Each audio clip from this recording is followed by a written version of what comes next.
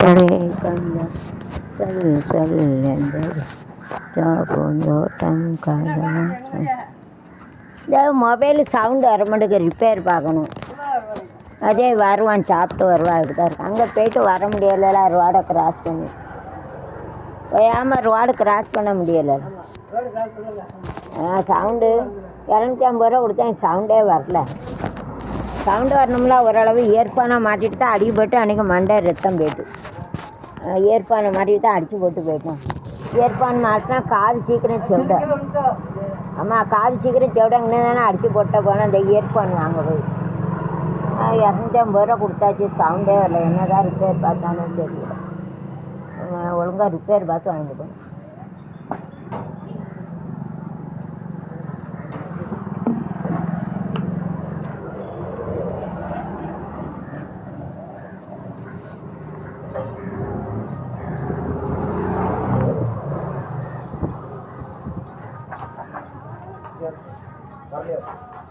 சாப்பிட்ட பேர்தான் இல்லை.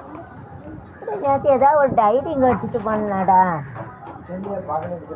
ஒரு ப்ளூ கலர் டைரி.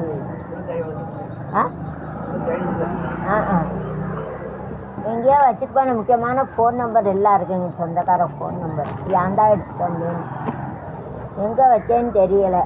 எங்கே வச்சேன்னா இங்கே வச்சேன்னு. கேமரா இருக்கலாம், கேமராவில் பார்த்தா தெரியும். அதே பார்க்க நான் அதுதான் எதுனாலும் மறந்துடுது. 2-3 தடவை பார்ப்பேன். கார்டு போட வந்தேன், டைரி இங்கே வச்சேன்.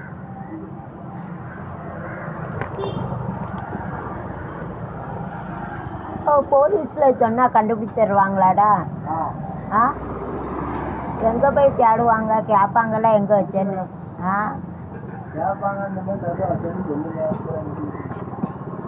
எம்ஜிஆர் ஹோட்டல் அல்லது இங்கே உட்காந்து சாப்பிட்டேன்.